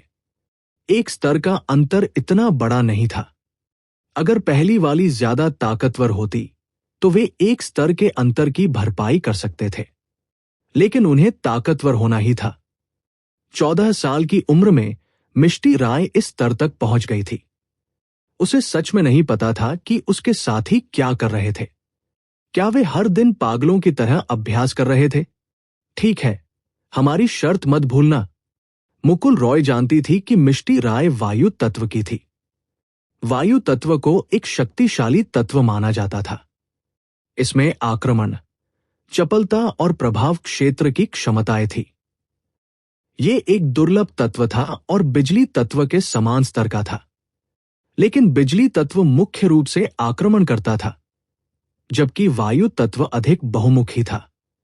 चिंता मत करो, मुझे तो यही डर था कि तुम अपने वादे से मुकर जाओगे। लेकिन तुम समय का बहाना बनाकर मुझसे लड़ नहीं सकते, वरना यह बहुत अन्यायपूर्ण होगा। मुकुल रॉय ने कहा, मैंने तुम्हें पहले ही बता दिया है, मेरा समय रोकने का तंत्र एक आध्यात्मिक हथियार से आता है। यह मेरा तत्व नहीं है। मैं बिजली तत्व से संबंधित हूं। मिष्टी राय ने ऐसा इसलिए कहा क्योंकि उसने अवचेतन रूप से सोचा था कि मुकुल रॉय समय के आध्यात्मिक हथियार का उपयोग नहीं कर रहा था, बल्कि अपने तत्व का उपयोग कर रहा था। वो बहुत समझदार थी। वह उससे कह सकती थी कि वह अपने इस्तेमाल किए हुए आध्यात्मिक औजार निकाल कर देखे, लेकिन उसने ऐसा नहीं कहा क्योंकि वह जानती थी कि इससे दोनों को असहज महसूस होगा। ओह हाँ, मैं भूल गई थी। मिष्टी राय ने कहा, तुम बिजली तत्व से संबंधित हो। मैंने आपको इसे पहले इस्तेमाल करते हुए क्यों नहीं देखा? हां। इसके बाद मुकुल रॉय ने अपना हाथ खोला और उसकी हथेली में बिजली की एक चमक दिखाई दी। अगर यह सचमुच बिजली की विशेषता है, तो समय आने पर तुम्हें धमकाने के लिए मुझे दोष मत देना। तुम मुझे धमका रहे हो। डिंग ने मिष्टी राय को सफलतापूर्वक ताना मारा। कमीनेपन के अंक प्लस 20,000। मिष्टी राय ने दांत पीस लिए। अगर मुकुल रॉय ने ये बात पहले कही होती, तो वो जरूर गुस्सा होती, लेकिन मुकुल रॉय ने उन्हें बचा लिया। अब मुकुल रॉय के प्रति मिष्टी राय का रवैया पूरी तरह बदल चुका था, इसलिए वो गुस्सा नहीं थी। इसलिए किसी व्यक्ति की दूसरों के बारे में धारणा सीधे तौर पर इसी बात से संबंधित थी। उस व्यक्ति का कई लोगों के प्रति रवैया बिल्कुल अलग था। उदाहरण के लिए, मान लीजिए कि एक लड़की को ए नाम का एक लड़का पसंद है और बी नाम के एक लड़के से नफरत है, और ए गलती से उसका हाथ छू लेता है, तो लड़की शर्मा जाएगी और उसकी धड़कन तेज हो जाएगी। क्या वह तब भी यही सोचेगी कि ए ने जानबूझकर उसका हाथ छुआ है? अगर बी ने लड़की का हाथ छुआ भी तो वो उसे थप्पड़ मार देगी। छी, बदमाश। बिल्कुल सही, यही था धारणा में अंतर। पहले मुकुल रॉय बी श्रेणी में था, लेकिन अब भले ही वह इस श्रेणी तक नहीं पहुंचा, फिर भी ये काफी बेहतर है। मुझे नहीं लगा था कि ईविल फिएन हॉल का कोई व्यक्ति गेल मशीनरीज में घुसपैठ करेगा। उसने लगभग सभी को मार डाला था। मिष्टी राय ने दांत पीस लिए। फिर उसे कुछ सूझा और उसने मुकुल रॉय की ओर देखकर पूछा, तुम भी उसे जानते हो ना? मुकुल रॉय ने कहा, आप ऐसा कह सकते हैं, लेकिन मैं उसे अच्छी तरह से नहीं जानता। वो मेरा प्रेमी है। वह मेरी एक महिला शिक्षिका का प्रेमी है। वो उसका चचेरा भाई भी है। इसलिए मैंने उसके प्रेमी होने का नाटक किया और इस तरह मेरी उससे मुलाकात हुई। शायद इसीलिए वो मुझसे नफरत करता है। महिला शिक्षिका, क्या वह सिस्टर सुहानी है? तुम भी उसे जानते हो? मिष्टी राय ने सिर हिलाया। जी हां, बड़ी बहन सुहानी कुछ समय के लिए हमारी स्विफ्ट विंड मर्सिनरीज में रहती थी। उस जुगल भाटी से भी कुछ दिन पहले बड़ी बहन सुहानी ने ही परिचय कराया था। बड़ी बहन सुहानी को शायद ये उम्मीद नहीं थी कि उनका चचेरा भाई एविल्फियन टेम्पल से होगा, तो शायद हम किसी को इस भाटी फैमिली की जांच करने के लिए भेज सकते हैं। चूंकि वह दुष्ट दानवों के समूह से है, मुझे विश्वास नहीं होता कि पूरा भाटी फैमिली इसके बारे में नहीं जानता होगा। मुकुल रॉय ने व्यंग्य किया। हाँ, मैं वापस आकर दादाजी को बता दूंगी। दादाजी यूं ही बैठे बैठे अपनी मौत का इंतजार नहीं करेंगे। मिष्टी राय की बातें सुनकर मुकुल रॉय को लगा कि मिष्टी राय के दादाजी साधारण नहीं थे, वरना वो ऐसी बात न कहती। लेकिन उसने पूछा नहीं। लेकिन सिस्टर सुहानी ने तो तुम्हें अपना प्रेमी होने का नाटक करवाया। मुझे नहीं पता सिस्टर सुहानी का स्वाद अब इतना खराब क्यों हो गया है, मिष्टी राय ने अचानक कहा। मुकुल रॉय, छी, ऐसा इसलिए है क्योंकि तुम्हारा स्वाद खराब है। वो कैसे संभव है? तो मुझे बताओ, तुम और सुहानी सगुन में से किसका स्वाद बेहतर है? बेशक ये सिस्टर सुहानी ही है, मुकुल रॉय ने ईमानदारी से कहा। बिल्कुल सही, उसका स्वाद तुमसे बेहतर है। उसने मुझे चुना, लेकिन तुम्हारा स्वाद उससे भी बदतर है। इसलिए तुम्हें लगता है कि उसे मुझे नहीं चुनना चाहिए था। अंततः तुम्हारा स्वाद ही खराब है। डिंग। मिष्टी राय को सफलतापूर्वक ताना मारा। कमीनेपन का मूल्य प्लस 10,000। हम्फ। मिष्टी राय ने गर्व से अपना सिर एक तरफ घुमाया। कुछ देर बाद बबलू सिंह और अन्य लोग वहां आ गए। मुकुल रॉय और मिष्टी राय झट से खड़ी हो गई। आप कैसी हैं? मुकुल रॉय ने पूछा। बबलू सिंह ने कहा, मेरी चोटें अभी ठीक है, कुछ समय बाद मैं ठीक हो जाऊंगा। मिष्टी राय ने कहा, तो चलो वापस चलते हैं। वापस जाना है? नहीं, हम पहले से ही यहां हैं। ड्रिलिंग साइट यहां से ज्यादा दूर नहीं है। अगर हम अभी वापस चले गए तो क्या हम आधे रास्ते में ही हार नहीं मान लेंगे? बबलू सिंह ने कहा, हम इन चोटों को यूं ही अपने ऊपर नहीं आने दे सकते। लेकिन आपकी चोटें। कमल श्रीवास्तव मुस्कुराया और बोला, जब तक कि वह भाई बबलू से भी ज्यादा शक्तिशाली राक्षस न हो। लेकिन उस क्षेत्र में ऐसा राक्षस शायद ही कभी दिखाई देता है। आर्केन बॉडी रियल्म 3 सितारा है, 4 सितारा ही सीमा है। अगर वह 4 सितारा भी हो तो भाई बबलू घायल हो सकते हैं। लेकिन अगर हम साथ मिलकर काम करें तो घबराने की जरूरत नहीं है। साथ ही हम काफी हद तक ठीक हो चुके हैं और जीन की दवा का असर भी हो चुका है। अब हम पीछे नहीं हट सकते। विवान राज ने यह भी कहा, बिल्कुल सही। साथ ही भाई मुकुल को अभी भी डीप फ्रीज स्पिरिट क्रिस्टल ढूंढना बाकी है। सभी ने सिर हिलाया। मिष्टी राय ने मुकुल रॉय की ओर देखा। मुकुल रॉय ने कहा, कुछ भी चलेगा। चाहे तुम्हें डीप फ्रीज स्पिरिट क्रिस्टल चाहिए हो या नहीं, कोई फर्क नहीं पड़ता, क्योंकि सुहानी सगुन ने कहा था कि जबरदस्ती मत करो। ठीक है, तो चलिए चलते हैं, लेकिन सुरक्षा सर्वोपरि। इस बार सभी को हर समय तैयार रहना चाहिए। अगर हमारा सामना किसी शक्तिशाली राक्षस से हुआ तो हम पीछे हट जाएंगे। फिर सबने अपना सामान समेटा और आगे बढ़ गए। उनके सामने एक ऐसा इलाका था जिसकी पहले कभी खोज नहीं हुई थी। ऐसा नहीं था कि पहले कभी खोज नहीं हुई थी, लेकिन कम से कम आज तो नहीं हुई थी। इसलिए वहां निश्चित रूप से राक्षसी जीव होंगे। इस बार मुकुल रॉय और मिष्टी राय सबसे आगे थी। हालांकि मिष्टी राय छोटी थी, लेकिन मुकुल रॉय उसकी बहुत प्रशंसा करती थी। उसकी उम्र की दूसरी लड़कियां लॉलीपॉप खाती और कार्टून देखती थी, लेकिन उसका क्या, वह इतनी कम उम्र में भी अविश्वसनीय ताकत रखती थी। वह हर तरह के उपकरणों को चलाने में भी माहिर थी। यहां तक कि जब सभी घायल थे तब भी मिष्टी राय बेहद स्थिर थी। कौन यकीन करेगा कि एक 14 साल की छोटी बच्ची ऐसा कर सकती है? तुम मुझे बार बार क्यों देख रहे हो? मिष्टी राय ने अचानक मुकुल रॉय की ओर देखा और बुदबुदाई। मुकुल रॉय सचमुच मिष्टी राय को देखता रहा। ऐसा नहीं था कि वो विकृत मानसिकता से ग्रस्त था या उसमें दिलचस्पी रखता था, बल्कि मुकुल रॉय ये देखना चाहता था कि गंभीर अवस्था में ये लड़की कैसी दिखती है। वास्तव में उसे इस अवस्था में वो काफी आकर्षक लगी। मिष्टी राय की बातें सुनकर मुकुल रॉय पीछे मुड़ा और अपनी नाक को छूते हुए जवाब दिया, मैं बस ये देखना चाहता हूं कि एक छोटी लड़की गंभीर होने पर कैसी दिखती है। तुम हो वो छोटी बच्ची, मिष्टी राय ने दांत पीसते हुए कहा। मुकुल रॉय के ये शब्द बेहद क्रोधित करने वाले थे। अगर उसने उसे और पूरे विंड मर्सनरी ग्रुप को नहीं बचाया होता तो मिष्टी राय उछलकर उसे काट लेती। नहीं, वो किसी को कैसे काट सकती है, विशेषकर एक पुरुष? अरे, तुम सरासर झूठ बोल रहे हो। मैं एक मर्द हूं। तुम चाहे जितना भी बोल लो, किसी छोटी बच्ची के बारे में ऐसी बातें नहीं कर सकते। डिंग। छोटी बड़ी बहन की नाराजगी महसूस हो रही है। कमीने आदमी का मूल्य प्लस 1 लाख। मुकुल रॉय मन ही मन चौंक उठा। कछुए, इस घृणा का स्तर तो सीधे 1 लाख गुना बढ़ गया। आखिर इस छोटी लड़की के मन में उसके लिए कितनी घृणा है।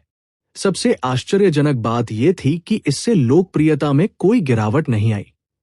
मुकुल रॉय की लोकप्रियता में गिरावट शायद तभी आएगी जब वो कुछ हद से ज्यादा या अस्वीकार्य काम करेगा। सामान्य तौर पर इस तरह की बातचीत से लोकप्रियता में गिरावट नहीं आती, लेकिन अगर उसने पहले कभी ऐसा कुछ कहा होता तो उसकी लोकप्रियता में निश्चित रूप से -5 की गिरावट आ जाती। हाँ, बड़े भाई मुकुल, मुझे लगता है कि सिस्टर मिष्टी ने आपके खिलाफ बदला लेने की कई योजनाएं बना ली हैं। आपको सावधान रहना होगा, कमल श्रीवास्तव ने बगल से हंसते हुए कहा। चुप रहो, मिष्टी राय ने कमल श्रीवास्तव को प्यारे अंदाज में घूरा और कमल श्रीवास्तव ने अपनी हंसी रोकी। बदला? मुकुल रॉय ने मिष्टी राय की ओर मुस्कुराते हुए देखा। मिष्टी राय ने अपनी पोनीटेल घुमाई। मैं इतनी तुच्छ इंसान नहीं हूं। मुझे याद है पिछली बार कमल श्रीवास्तव ने सिस्टर म्याऊ से इंस्टेंट नूडल्स का एक कटोरा चुराया था। अगले दिन सिस्टर म्याऊ ने उसके इंस्टेंट नूडल्स में बेहोश करने वाली दवा मिला दी थी। विवान राज ने याद किया। मुकुल रॉय, बड़ी बड़ी बातें। मिष्टी राय पागल होने ही वाली थी। चलो अब इसके बारे में और बात नहीं करते। इससे यह स्पष्ट होता था कि उनके बीच संबंध बहुत अच्छे थे। विवान राज और अन्य लोग मिष्टी राय से डरते नहीं थे, बल्कि उस पर बहुत स्नेह करते थे। सावधान रहो, आगे बहुत सारे राक्षसी जीव हैं। हालांकि मिष्टी राय घबरा रही थी, लेकिन वो ये नहीं भूली कि वो क्या कर रही थी। उसने उपकरण की ओर देखा और कहा, क्या कोई शक्तिशाली राक्षसी जीव है? मिष्टी राय ने सिर हिलाया। हम बहुत भाग्यशाली हैं। कंप्यूटर में कोई भी रहस्यमय शरीर अवस्था वाले राक्षसी जीव नहीं दिख रहे हैं, तो फिर कोई बड़ी समस्या नहीं है। चल दर। 20 मिनट बाद वे अपने गंतव्य पर पहुंच गए। रास्ते में उन्होंने कम से कम 30 राक्षसी जीवों को मार गिराया। उनमें से एक 2 सितारा जादुई शरीर अवस्था का राक्षसी जीव था। हालांकि बबलू सिंह घायल हो गया था, फिर भी उसने मिष्टी राय के वायु तत्व की सहायता से उसे मार डाला। मुकुल रॉय को राक्षसी जीवों को मारने का कुछ अनुभव प्राप्त हुआ।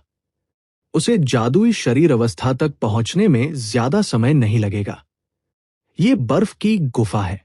मिष्टी राय ने कंप्यूटर नीचे रखा और आगे की ओर इशारा किया। मुकुल रॉय ने भी उधर देखा। सड़क के किनारे लगभग 3 से 4 मीटर व्यास का एक गड्ढा था। हालांकि उसकी सतह बर्फ से ढकी हुई थी। क्या हमारे नीचे कोई भूमिगत नदी है?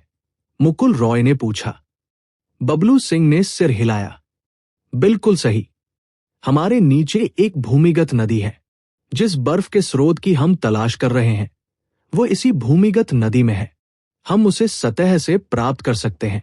मुकुल रॉय ने एक पल सोचा और पूछा, मैं ये पूछना चाहता हूं कि क्या खजाने की खोज में यहां आए मार्शल आर्टिस्टों में से कोई पहले वहां नीचे गया है?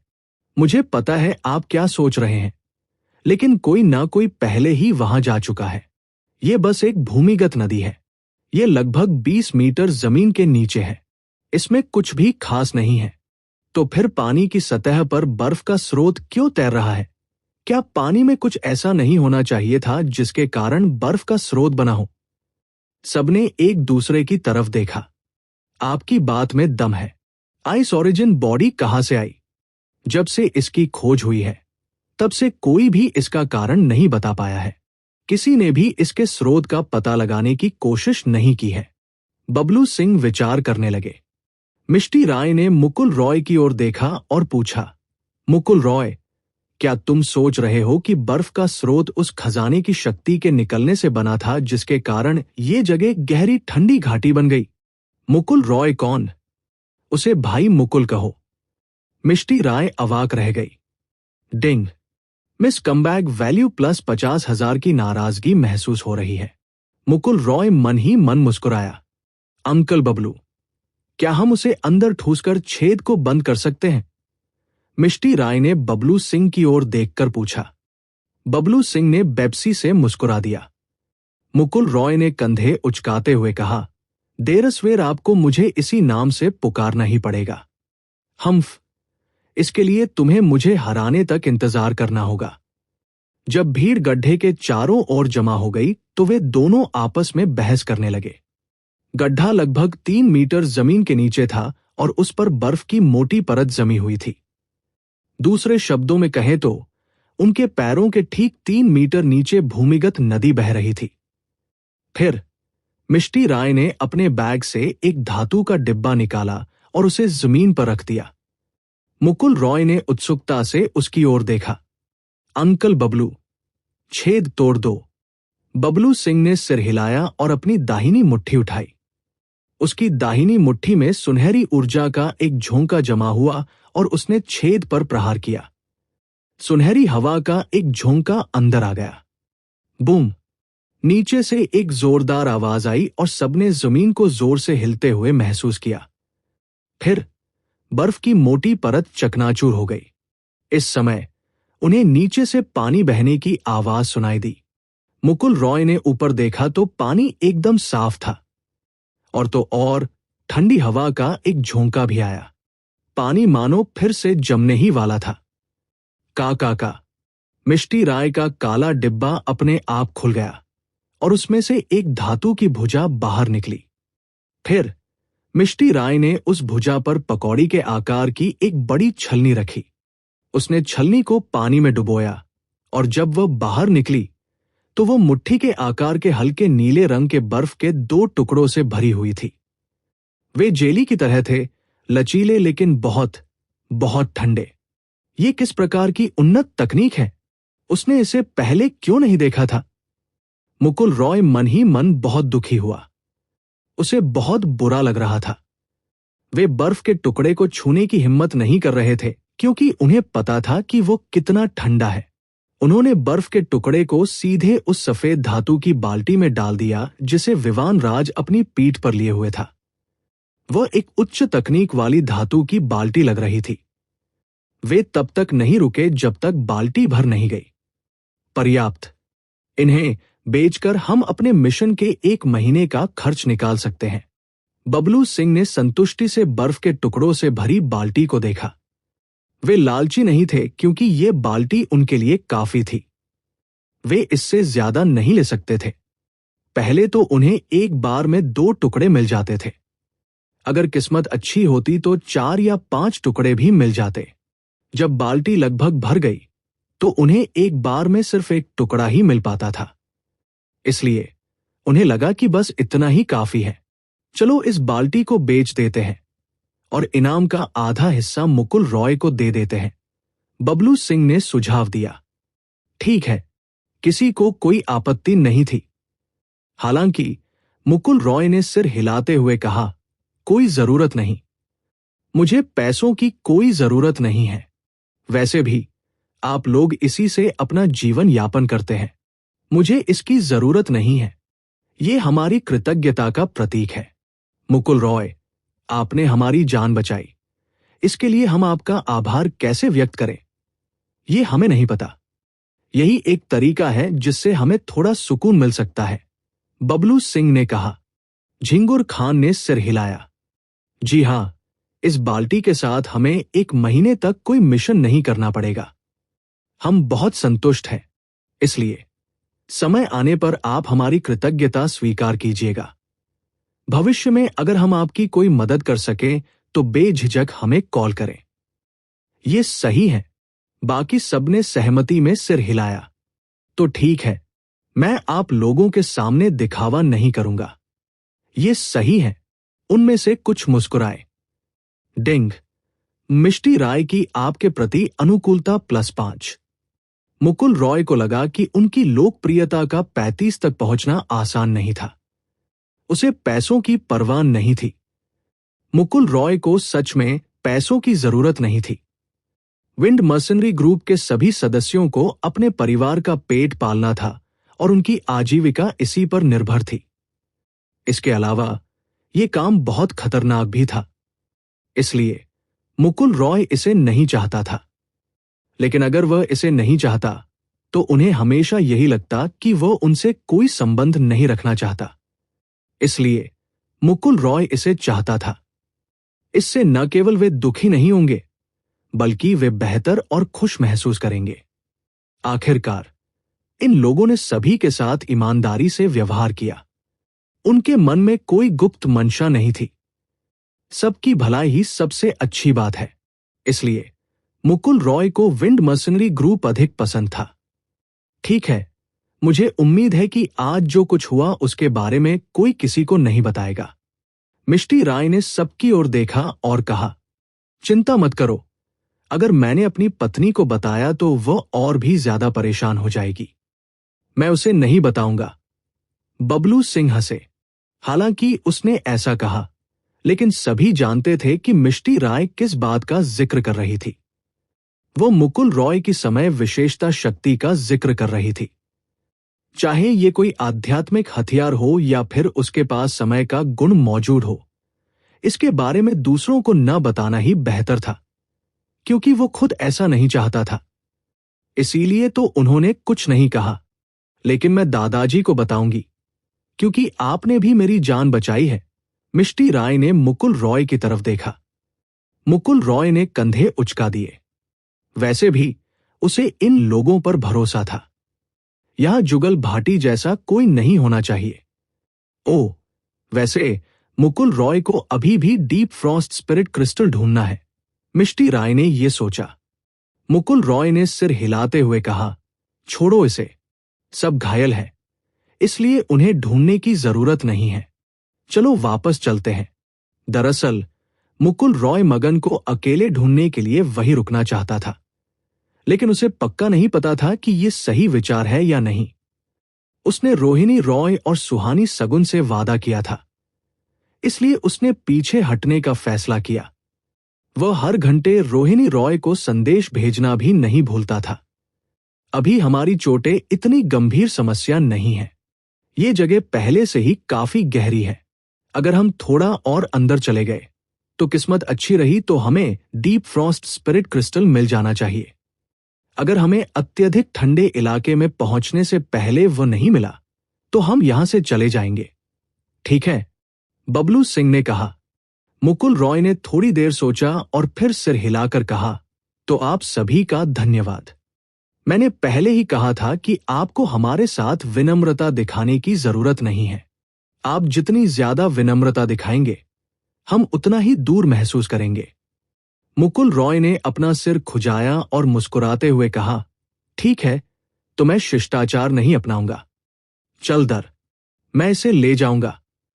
मुझे तो कोई खास चोट नहीं आई है, लेकिन सभी को चोट आई है।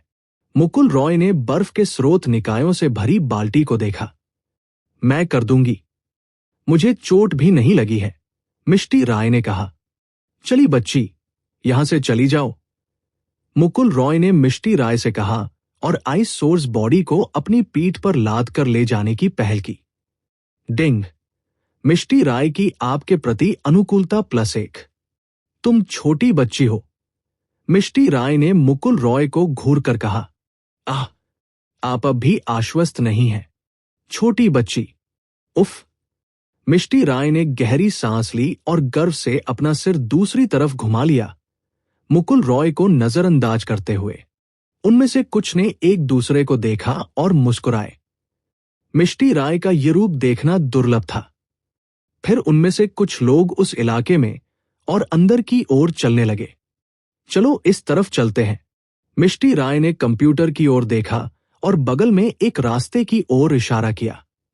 इस रास्ते से क्यों जाएं? मिष्टी राय ने कहा।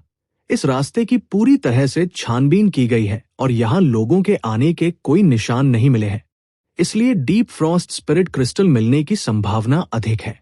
मैं जाऊंगा, क्या आप उसे भी ढूंढ सकते हैं? आप तकनीक को कम आंकते हैं। अगर 1 साल के भीतर कोई सुराग मिल भी जाए तो हम उसे ढूंढ निकालेंगे, मिष्टी राय ने कहा।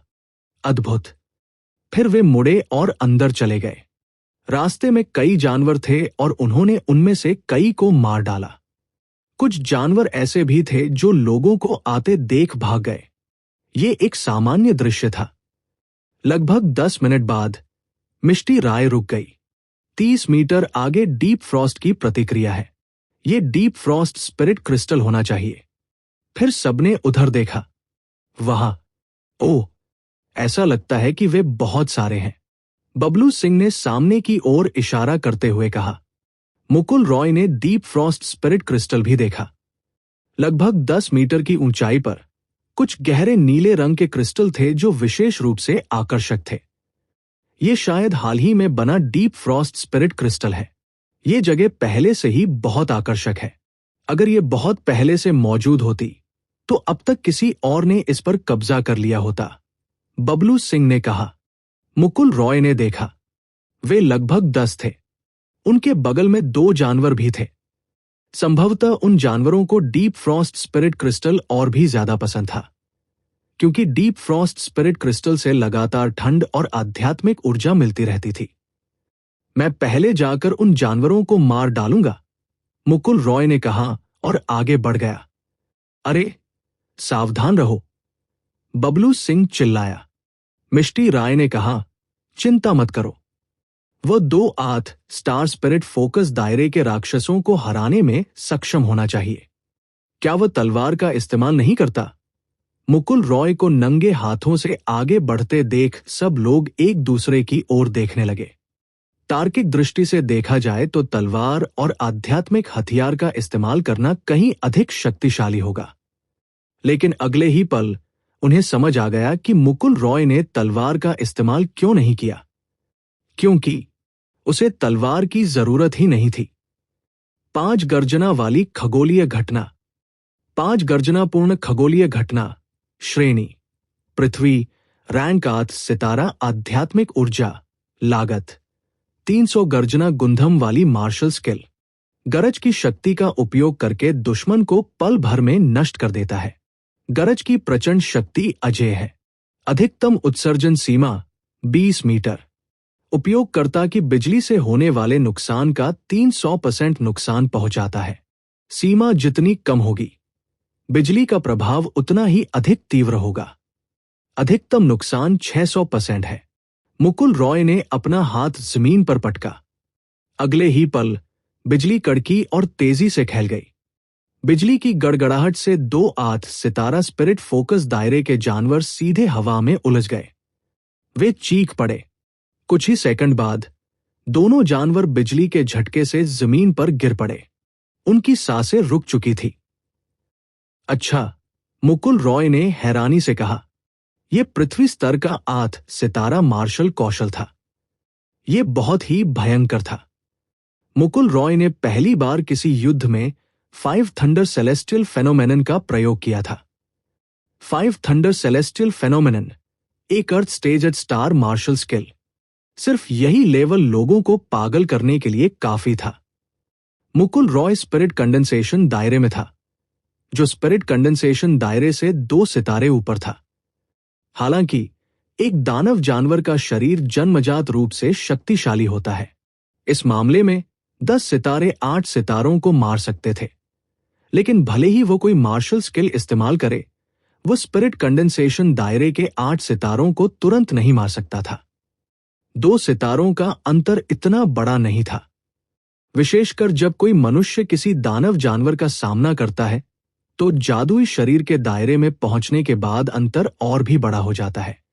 लेकिन अगर मार्शल आर्ट का कौशल बहुत मजबूत था तो चिंता करने की कोई जरूरत नहीं थी। ठीक इसी तरह जैसे ये 5 थंडर सेलेस्टियल फेनोमेनन। तत्काल मारा, पृथ्वी स्तर की मार्शल स्किल कितनी शक्तिशाली थी। अगर उसका सामना उसी स्तर के किसी दानव से भी हो रहा हो, और अगर उस दानव को बचाव का समय न मिले तो पल भर में मार देना असंभव नहीं था। इससे अपने से कई स्तर ऊपर के प्रतिद्वंद्वी को भी गंभीर चोट लग सकती है। इससे उच्च स्तर के प्रतिद्वंद्वी को गंभीर चोट भी लग सकती थी। हालांकि ऐसी स्थिति बहुत कम ही देखने को मिलती थी, क्योंकि स्तर का अंतर बहुत अधिक होता था। प्रतिद्वंदी द्वारा प्रतिक्रिया करके बचाव करने पर वे इसे रोक सकते थे। उदाहरण के लिए, ये पंच बिजली आकाशीय घटना एक पृथ्वी श्रेणी की 8 सितारा मार्शल स्किल थी, और ये बिजली से जुड़ी मार्शल स्किल थी। यदि मुकुल रॉय इसे स्पिरिट फोकस क्षेत्र में अपनी पूरी ताकत से इस्तेमाल करे तो वो तीसरे सितारा आर्केन बॉडी क्षेत्र के साधक को भी गंभीर रूप से घायल कर सकता है, लेकिन इसके लिए हमला करना आवश्यक था। ये दृश्य देखकर सब लोग हैरान रह गए। कितनी जबरदस्त बिजली की शक्ति है। बड़े भाई मुकुल में वज्र गुण है। हिंसा गुण को छोड़ो, ये मार्शल स्किल आखिर है क्या? पृथ्वी स्तर। केवल पृथ्वी स्तर की मार्शल स्किल में ही इस तरह की शक्ति हो सकती है। इतनी दूर से भी मैं, जो एक 4 सितारा आर्केन बॉडी क्षेत्र का साधक हूं, मुकुल रॉय द्वारा अभी अभी छोड़ी गई शक्ति से भयभीत हूं। बबलू सिंह ने स्तब्ध होकर कहा। पृथ्वी स्तर की मार्शल कला के बारे में उसने पहले सुना तो था, लेकिन 30 साल से अधिक जीने के बाद भी उसने इसे कभी नहीं देखा था। पृथ्वी स्तर की मार्शल कला, मैंने उसे बहुत कम आंका। मिष्टी राय ने मुकुल रॉय की खूबसूरत आंखों को एक ऐसी चमक के साथ देखा जो उसकी उम्र में नहीं दिखनी चाहिए थी। तब मिष्टी राय ने उनसे कहा, इस बारे में मेरे दादाजी के अलावा किसी और को मत बताना। मुझे डर है कि किसी को खबर मिल जाएगी और वो उन पर हमला कर देगा। जी हां, हमें ये तो स्वाभाविक रूप से पता है, लेकिन सिस्टर मिष्टी, क्या आप जानती हैं कि बड़े भाई मुकुल कहां से आए थे? उस तरह के असामान्य समय विशेषता वाले आध्यात्मिक हथियार और अब पृथ्वी स्तर के मार्शल कौशल के साथ हमारे तियान शहर के 4 महान परिवारों के पास भी ये नहीं है ना? विवान राज ने मष्टी राय की ओर देखा और पूछा, मुझे यह भी नहीं पता कि मुकुल रॉय कहां से आया। उसका परिचय बड़ी बहन सुहानी ने कराया था। और भला 4 महान कुलों में पृथ्वी स्तर का मार्शल कौशल कैसे नहीं हो सकता? मुकुल रॉय का उपनाम रॉय है, लेकिन 4 महान परिवारों में रॉय उपनाम वाला कोई नहीं है। क्या वह किसी दूसरे शहर के किसी अन्य बड़े परिवार से हो सकता है? मिष्टी राय ने सोचा, क्योंकि मुकुल रॉय ने जो दिखाया वह सचमुच बेहद चौंकाने वाला था। किसी शक्तिशाली परिवार के लिए भी इतना बड़ा खजाना निकालना मुश्किल होगा, विशेष रूप से उस समय की विशेषता वाला आध्यात्मिक हथियार। कबीला चाहे कितना भी शक्तिशाली क्यों न हो, उन्होंने कभी ऐसे अस्तित्व के बारे में नहीं सुना था। जहां तक इस बात का सवाल है कि क्या मुकुल रॉय किसी समय विशेषता वाले आध्यात्मिक हथियार का उपयोग कर रहा था, या क्या उसके पास स्वयं समय विशेषता थी, मिष्टी राय को अभी भी थोड़ा संदेह था। हालांकि बाकी सभी लोग इसे एक आध्यात्मिक हथियार मानते थे, लेकिन मिष्टी राय की अंतरात्मा ने उसे बताया कि ये इतना आसान नहीं था। हालांकि एक व्यक्ति के पास पहले से ही दुर्लभ बिजली की विशेषता थी, लेकिन उसके पास समय की विशेषता होना और भी असंभव था। जो केवल करोड़ों लोगों में ही पाई जाती है। लेकिन मिष्टी राय को फिर भी लगा कि कुछ गड़बड़ है। लेकिन अगर इस बारे में सोचे तो भले ही मुकुल रॉय इतना असामान्य हो और वास्तव में उसके पास दोहरी क्षमता हो, और ये एक दुर्लभ दोहरी क्षमता हो, फिर भी उसे अपने से कई स्तर ऊंचे मार्शल आर्टिस्ट के साथ कुछ सेकंड के लिए समय को रोकने में सक्षम नहीं होना चाहिए। यह सोचकर मिष्टी राय को लगा कि यह एक आध्यात्मिक हथियार है, लेकिन फिर भी उसे थोड़ा संदेह था। यह कहना ही पड़ेगा कि एक महिला की अंतर्ज्ञान शक्ति वाकई बहुत डरावनी होती है। भले ही मुकुल रॉय के पास बिजली और समय दोनों गुण हो, लेकिन उनकी उम्र में समय गुण का इतना कुशल उपयोग करना उनके लिए असंभव था। फिर भी मिष्टी राय इस बात की प्रत्यक्ष पुष्टि नहीं कर सकी कि मुकुल रॉय आध्यात्मिक हथियार का उपयोग कर रहे थे। 2 स्पिरिट फोकस 8 सितारा राक्षसी जीवों ने मुकुल रॉय को लेवल अप करने से रोक दिया। दरअसल निंग ने भी कहा कि 8 सितारा राक्षसी जीवों को मारने से मिलने वाला अनुभव उतना ज्यादा नहीं था। यह 8 सितारा राक्षसी जीवों को मारने से मिलने वाले अनुभव से बहुत कम था। इसलिए 8 सितारा राक्षसी जीवों को मारकर लेवल अप करना आसान नहीं था।